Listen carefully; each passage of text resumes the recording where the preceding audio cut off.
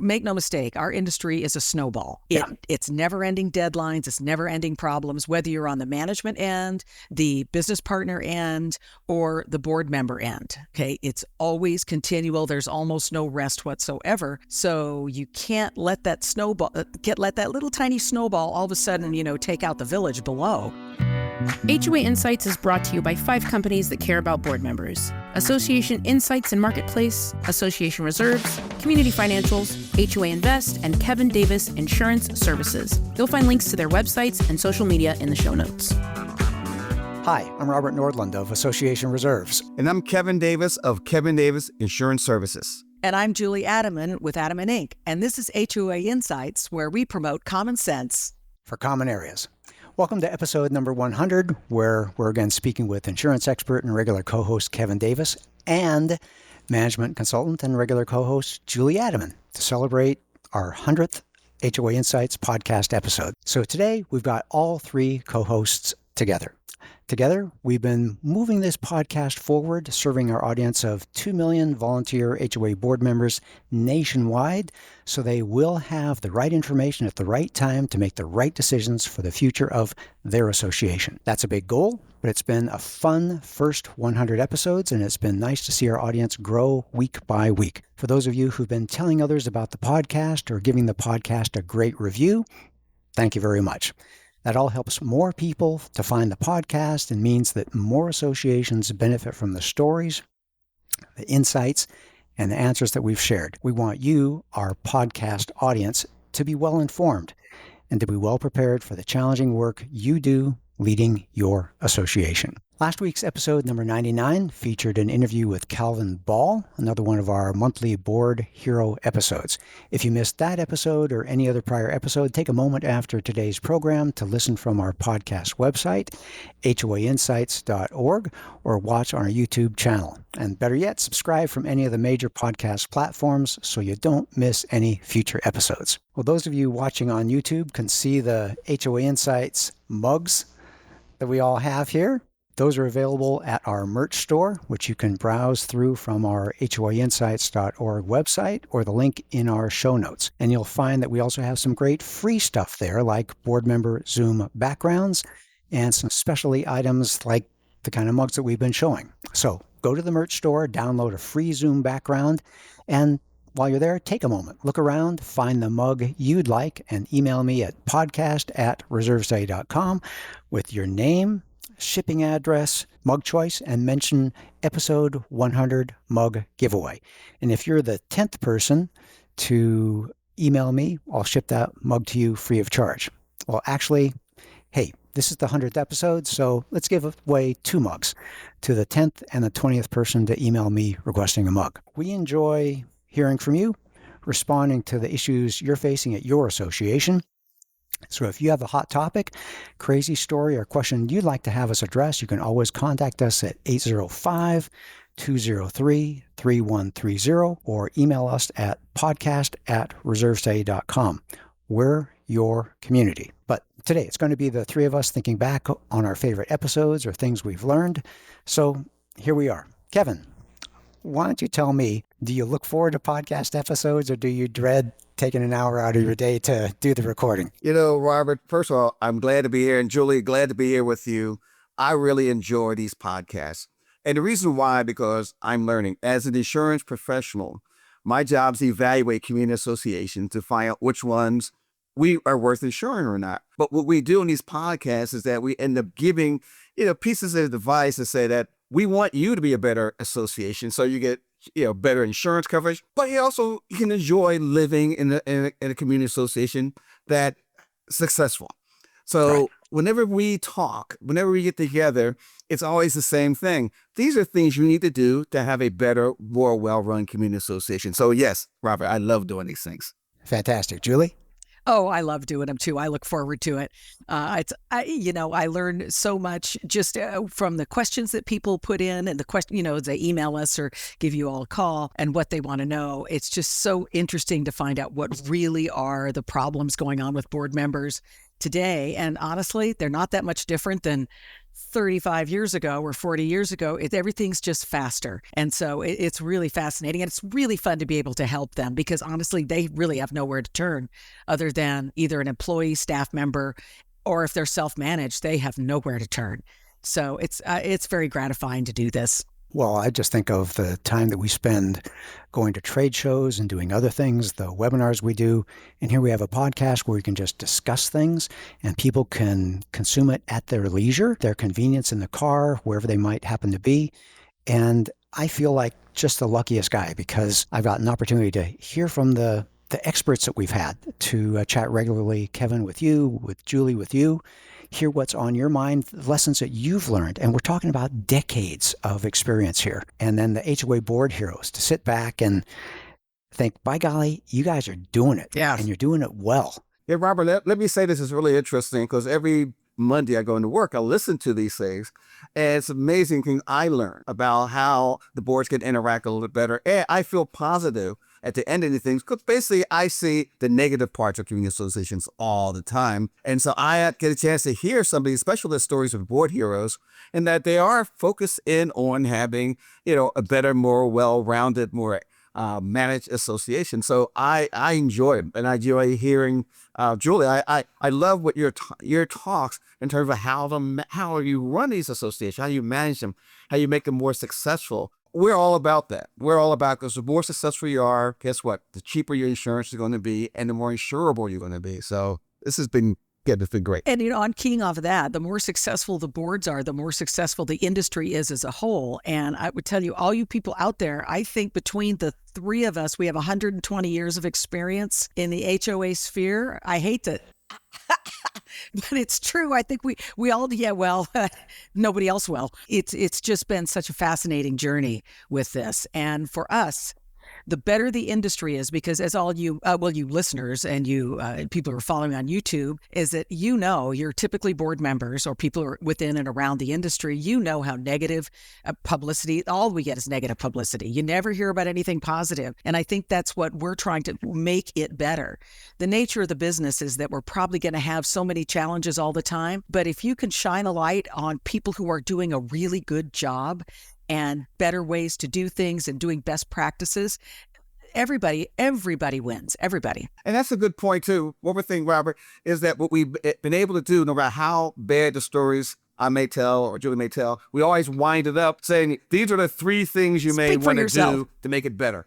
Yeah. So we always leave with how to make it better. I think of incremental improvement.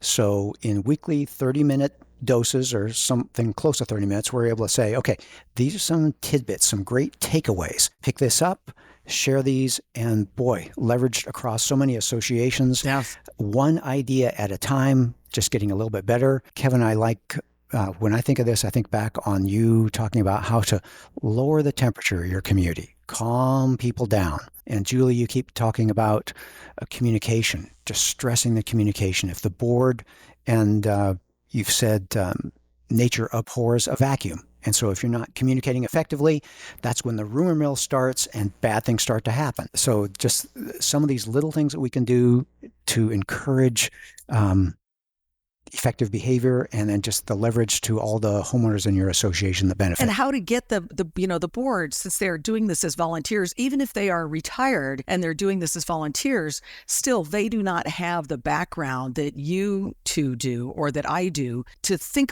in the way that we are. Well, think about doing something this way, or hey, let's put it across in this way instead of coming at people with your finger wagging, as opposed to like kind of herding your cats in the right direction. It's not their fault. It isn't their discipline, and dealing and managing with volunteers is very difficult. And unless you've done it, you don't know exactly how to do it.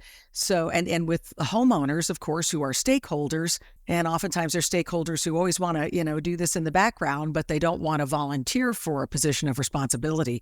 And I think the boards will often get to where they just, I don't want to hear from those people. They don't want to do it. I think just helping them how to think about things has been, I know, because I know the kind of feedback we get. So I think it's great. And I'm really proud of this podcast. I really am. And I think that's the one thing we learned is that the boards, or is a disconnect now between the boards and the people who live there. And when we talk about lowering the temperature, it's more about communicating better. So if you can communicate better, people want to be heard. They want to be heard, and the boards can't put that stop sign up anymore and go, stop, I don't want to hear you anymore, because that's created a lot of the problems that we've been seeing from the lawsuit point of view. People want to be heard. Yeah, you don't want to elevate things to a conflict. You want to have the strategies that are going to soften things down and try to build community, neighbors, a smile here and there, tolerance. We've got, yes, different people, different ages, different backgrounds, different places in life. People with kids, people with dogs, people who are always gone because they're working or traveling, and you put these all people together in a community, and you and shake it's it bound up, to have, and you shake it it up. And sometimes it ends up upside down. Yeah, and it does. Or sometimes it's nitroglycerin in there and you didn't realize it. You said what? Yeah. Kevin said something earlier, and he said it was like because he's dealing with insurance, and Robert, you're with reserves, and me in management consulting and recruiting and that kind of thing, is that we always end up initially dealing with some negativity in the association. So, Robert comes in, or his company comes in and says, oh, you don't have enough in reserves. Kevin comes in going, oh, your insurance premium is going to go up because of X. And I'm in there going, why are you painting us as the bad guys? Right. No, we're the ones who help him get out. Of course, then I'm the one in there going, you're doing this totally wrong. No, but each of us has because we've been doing it so long, each of us has a particular way of saying that to bring the people to come to a realization that, oh, okay, we can do something slightly different and have a much more positive income. And that thing about stop, I talk about that all the time with boards, is that you just, as much as boards don't want to be, and even if it's not in their nature, and believe me, I understand it, you got to be a politician. You are a politician. Yep. I don't mean that in a bad sense. I mean that in the people sense. If you're walking to the mailbox and someone stops you, shake hands and say hi, even if it's not pleasant. Look them in the eye, listen to them for the appropriate amount of time. And I don't mean 30 seconds. Just give them a couple minutes and get back to them, or shake their hand and say, thank you for giving me that information. I know it's hard. I know I've been in your position, but you got to do it. You hit the nail on the head, because it's easier to sue the board of directors. It's harder to sue Robert and Julie. Mm-hmm. If I see Robert and Julie that's outside. Perfect. Yeah, I like that. Yeah, that's perfect. Yeah, I could easily write a nasty letter because I'm tired of my car being towed away. I'm tired of being upset because you don't like my pet. It's saying the nasty letter to the board. But if I see Robert out there, or if I see Julie out there, it's hard to be mad at them, especially if they smile at me. And that's the truth. I mean, when you, as board members or anyone, actually creating a personal relationship with someone, even just by shaking their hands, thanking them for coming to a board meeting or whatever, and making sure they know your first name and you talk with them a little bit, that can go miles to making things a lot smoother in the association. And yes, you're right. It's very difficult to sue people. Yeah. It's easier to sue something that I don't like, not someone, something. With they. It's easy to sue those guys. That's right. Yeah. They. Yeah, exactly. Them. It's them. Well, what about some favorite memories? Take me back a little bit down memory lane. Fun one I did was one of my first ones I did about location, about where you can get sued. And we narrowed it down. If you live on the East Coast, anywhere east of 95, you're going to have a lot of problems. And on the West Coast, if you're west of I-5, you're going to have a lot of problems. So it was kind of funny going through the different areas. And then if you're around the Gulf of Mexico, or if you're around the Great Lakes, so you're going to get trouble. If you live in the middle areas, it's less trouble. But we know exactly where you're going to have more claims. Why? Because there's no water there? I don't, and it just happens that way. I mean, if you, especially I-95, from the tip all the way to the, that's all your claims going to come from. There's more value there. And we found out also too, your claims where the more money you have, the more likely you're going to have a claim, liability. Well, yeah, because they can afford to do it. You can afford to call your lawyer up, or somebody's a lawyer. And, but if you are the lawyer, yeah. But if you live west of 95, guess what happens? You go to work. You have the same issues. You're still upset because you have the collected assessments. You have them funded for your reserves. You still have the same issues, but you go to work the next day. You don't call up. You don't have free time like if you are retired, like if you're in Florida. So you have time to look out that window and see, wait a minute, the landscaper came, but he missed my side. So I want you to call me back and come back later on today, or the trash cans. The trash cans have been out for 48 hours, and we know they should be returned back. So again, we know where they're at. If we are 95, east of 95, those kind of claims we're going to get. West of 95, they still get upset, but they don't call their attorneys.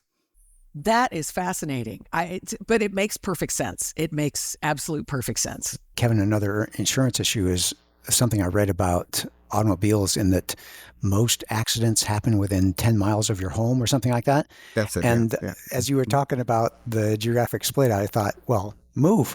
But like the guy move said, on the other side of 995 is all you have to I do. moved so I'd be in a nicer place. Well, your problems tend to go with you. Yes. So who you are. It's not where you live, it's how you live. That's it. That is, exactly. And the mindset you bring to it. And I've talked to people who are board hero candidates, and they talk about how they got on the board for a particular reason, but then over the years, the board composition changed. Different people with different motives, different personalities, and then it became no fun anymore. And so I think we have to appreciate that we're not just talking about associations here. We're talking about the personalities, the chemistry of a board, and how that can lead towards a more effective situation or a more difficult situation. So there's so many dynamics everywhere we look on this. You guys have noticed this, I'm sure, is that boards, especially associations you've dealt with over the years, and having many, many, many moons ago, I was a manager, but associations go through a cycle. It's like it says everything could be a mess, and then new people come in. They really do a lot of heavy lifting. They straighten out everything that goes, or almost everything they possibly can, and then everybody forgets that they're the ones who did that, and boom, then they vote for the loudest squeaky wheel the next time. And I would say, depending on the association, of course, it's about a 5-year life cycle. When I was a manager, that was exactly what the life cycle was. And not coincidentally, the average on-site manager who works either for a management company or in-house for the association lasts there right about 5 years. Now, there are outliers. People have been somewhere for 20 years. People who are there for a year. But it's the life cycle, and it's very much like a city manager. I think their life cycle is only 2.5 years. It's because the new people come in and they want to know why you haven't invented cold fusion yet. But when you came in, everything was a disaster, and you and that board got everything fixed up, but people have very short memories. And I think that whipsaw is difficult for homeowners and residents to deal with.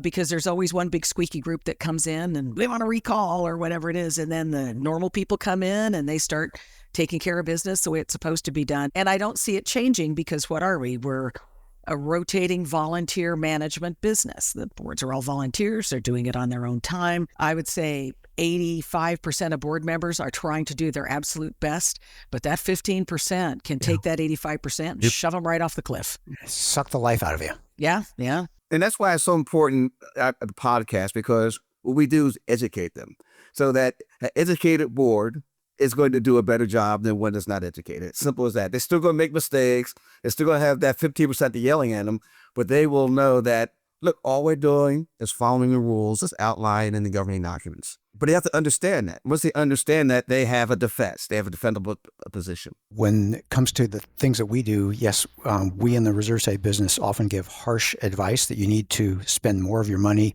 taking care of the property. But my heart beats in saying, it would be better if. And I think all of us want to have more peaceful communities, want to have more safe communities, more successful communities. And Julie, you talked about our years in the industry. We've seen so many things, and we can say, it would be a little bit better if. Again, I love having this podcast. So once a week, we can give a little bit of tidbit to make your life a little bit better. And again, by extension, the life of all the owners in the association. Yeah, absolutely. I think this is a good time. Let's take a quick break to hear from one of our generous sponsors, after which we'll be back with more Common Sense for Common Areas. Numbers matter, and we need numbers like game scores and bank balances to let us know where we stand. The same is true for your association. Is yours thriving or struggling? Let me introduce you to the FIPHO Health Score. Like your own personal FICO credit score, now in one simple number, owners and boards can learn the combined financial, physical, and operational health of their association. The good news, it's free at ourfipho.com. That's our, FIPHO.com. Learn how your association measures up. And we're back. Well, during the break, we were talking about more memories that would have been edited on the showroom floor. But Kevin, tell me, you mentioned a moment ago about how so often we're able to leave people with a piece of advice. So what is one of the major things that you, here on the 100th episode, you'd like to reinforce to our audience? The audience have to understand that we live in a post-COVID world. And a post-COVID world means that right now, it's 10:42, in California. And normally at 10:42, I'm in the office. But because I live in a post-COVID world, I'm working from home. Okay. The landscaper just came earlier, blowing everything. And for me, we got great headsets. But again, that is a problem where we live at right now, because now you have people smoking, leaving cigarette butts. Okay. We have pickleball. Okay. We have all these distractions. We have COVID pets that bark now that the other owner goes to work now. So my message is, understand we live in this world and don't react to everything. Take a step back and lower the temperature. Don't get too upset. Don't get too excited, but lower the temperature. We live in a post-COVID world, and we have to be more responsible as a result. We're not going to work 8 to 4 or 5, coming home every day and watching Netflix anymore. We're home 2 o'clock in the afternoon. That's interesting. It is a different world, and so that's going to place higher demands on our board member audience. It does. That's true. I want to key right in on that, because we alluded earlier in the podcast to about how many lawsuits there are in associations now. It's at a much higher level. And that is indicative of, yes, indeed, we are living in a post-COVID world. It will never be the same. It is completely different. And you board members are not crazy. People are a little more difficult to deal with. People are rotating out of boards much faster than they used to. No, back in the day, you two will remember, people would sit on a board for 3, 4, 5 terms. They would do that. Now the challenge is and I got this from various management companies, is for them to find people who will get on the board at all, who will stay through even one term. Many of them just quit midterm because the people are so difficult to deal with. So Kevin's idea and the way he articulates that of lowering the temperature is exactly what we have to do as board members. But yes, you can get spun up, and you're not wrong.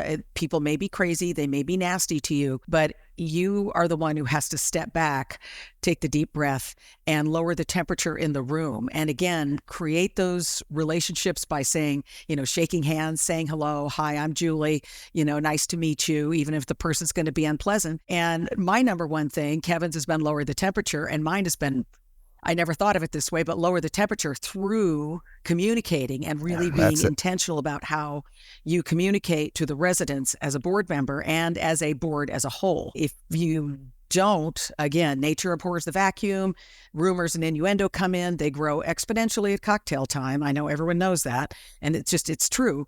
So it's being intentional about your communication, in what you're communicating, how you're communicating, and how often. There's no such thing as too much. Go, Kevin. Let me add into this, because this is the issue that we've constantly been talking about. Because what happens if you don't? What happens if you don't? The lawsuits come in, and we talk about something called reputational damages, reputational harm. I've been living in this community association for years, and you've mistreated me. You have a meeting, and I'm at the pool, and all of a sudden you labeled me as someone who is not paying their assessments, somebody who doesn't obey the laws or the rules of the association. You label me as a nutcase in the association. So we're hearing more. If the boards don't communicate properly, if they don't lower the temperature, that's where lawsuits come into play. We're talking about harassment, bullying, discrimination claims have risen over the past 3 or 4 years because they are home. Mm-hmm. That's right. Both of you have been talking about civility, communication. I like it because I end up writing a whole lot of notes about our conversation just because I like what's going on. Podcast recording is often the best hour of my day when we're doing this kind of thing. My flavor on that is trying to increase civility, trying to increase the communication, trying to lower the temperature. The way I see it, and maybe that's an engineer background, is I like to keep the problem small. So if I can do something to make the problem a little bit smaller, then it's a little bit easier to attack. And one of the things that we say to our clients is, you're not saving for some humongous roof project 10 years in the future. All you're doing is just offsetting ongoing deterioration this month and 12 times this year. Just keep your problems small. And I love that we have this podcast so we can try to make those problems smaller, keep them from turning into lawsuits. And Julie, shake their hand, smile, let them release a little bit of pressure, and help them see that you're not the evil person that they read about in the newsletter or misread about in the newsletter. Again, for me, it's all trying to keep those problems small. When you keep your problems as small as possible, in other words, don't let them just grow out because you don't want to shake hands, just don't let them get huge. But if you keep them smaller, it's easier to bite at that elephant. Yeah. The smaller the elephant is, the easier it is to start solving the problem as a board as a whole and as a board member. But when they start getting bigger and bigger, all of a sudden it gets overwhelming. I mean, make no mistake, our industry is a snowball. It's never-ending deadlines. It's never-ending problems, whether you're on the management end, the business partner end, or the board member end. Okay, it's always continual. There's almost no rest whatsoever. So you can't let that let that little tiny snowball all of a sudden, take out the village below. And that's what will happen. So, Robert, you're absolutely right. And I love the way you say it. And it's all a part of keeping the temperature down and do that by communicating, which keeps the civility, at a manageable level. And it keeps the problems, most of them, at a more manageable level for the volunteer board members. I think of it a little bit like the post office. The problems keep coming and coming and coming and coming every day, every week, every month. It's a lack of rain, and so the landscaper has to adjust the sprinklers. Too much rain, and you've got problems with roof leaks. There's so many different things, and every month has its own set of problems. And so we want to try to keep those problems small. We want to give you some helpful hints to, that's a good idea. All those little things that come together. And I think that's the key, is that when you have these ideas and you have to go out and execute the ideas, the easy thing to do is to say, the roof is leaking. Well, we'll deal with that tomorrow. We have to worry about the budget today. And that what creates the problem, is that it's easier to say, well, the budget's more important than the roof, or collecting this, the enforcing the rules is we can't do everything. And so they do nothing. And that, again, this is what goes back to our conversations. The easiest thing, the easiest decision is no decision. Yes. Yeah. And no decision is a decision. And no decision is a decision. You're right. And it's a bad decision. Yeah, exactly. You got to keep going, and you got to keep moving the ship of the association forward. The what of the association? The ship? I was trying to be careful. The ship, SHIP, the cruiser, the yacht. The yacht. Some of them are yachts. Okay, gathered some statistics. So for those of you who are interested, the top 5 most popular episodes were number 52, How to Successfully Recruit Fresh HOA Board Members. Number 55, What Happens When You File an HOA Insurance Claim. I wonder what these are all telling us. Episode 50, How to Run a Great HOA Board Meeting. Episode number 8, Gone in 60 Minutes, Effective HOA Board Meetings.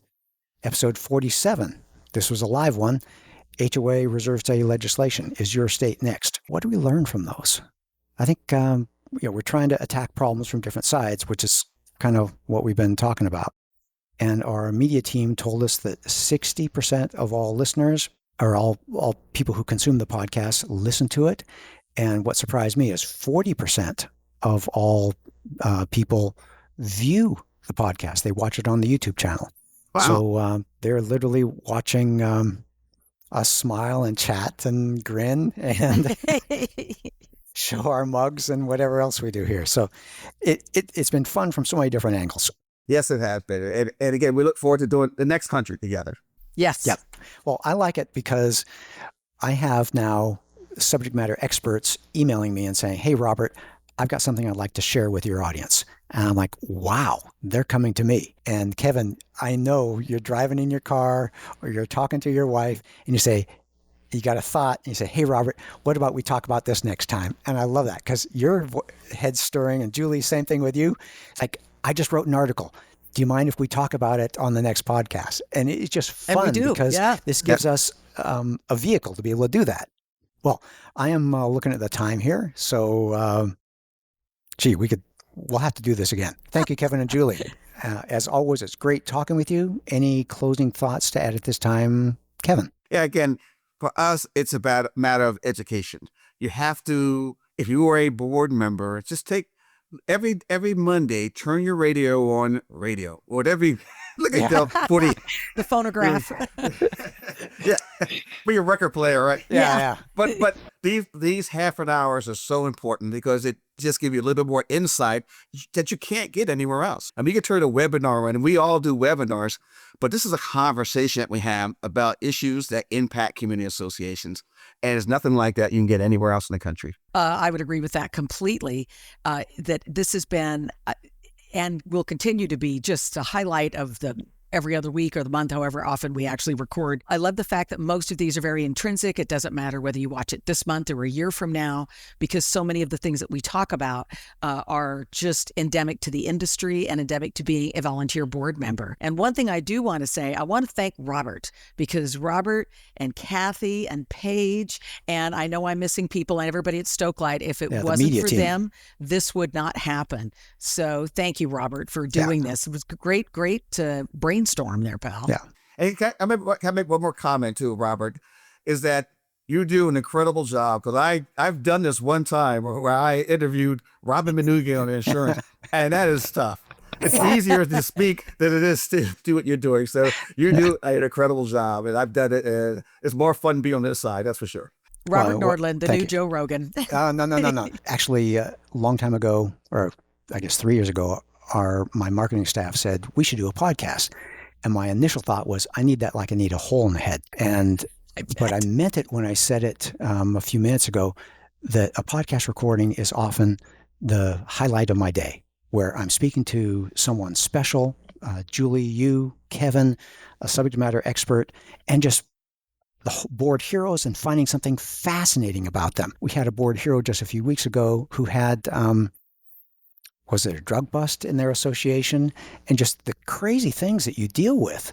And it comes down to the normal things that we're, again, trying to lower the temperature and keep your problems small, give you some communication clues to help your association be a little bit nicer, easier, property values a little bit higher, a little bit smoother. Well, we hope you learned some HOA insights from our discussion today that helps you bring common sense to your common areas. Thank you for being a part of our first 100 episodes, and we look forward to bringing many more episodes to you week after week after week. The problems keep coming, and we'll keep coming after it with solutions. So we'll be here. It'll be great to have you join us on a regular basis, so spread the word. Thank you, and we'll see you next week. You've been listening to HOA Insights, common sense for common areas. If you like the show and want to support the work that we do, you can do so in a number of ways. The most important thing that you can do is engage in the conversation. Leave a question in the comment section on our YouTube videos. You can also email your questions or voice memos to podcast@reservestudy.com, or leave us a voicemail at 805-203-3130. If you gain any insights from the show, please do us a huge favor by sharing the show with other board members that you know. You can also support us by supporting the brands that sponsor this program. Please remember that the views and opinions expressed in this program are those of the hosts and guests, with the goal of providing general education about the community association industry. You'll want to consult licensed professionals before making any important decisions. Finally, this podcast was expertly mixed and mastered by Stokelight Video and Marketing. With Stokelight on your team, you'll reach more customers with marketing expertise that inspires action. See the show notes to connect with Stokelight.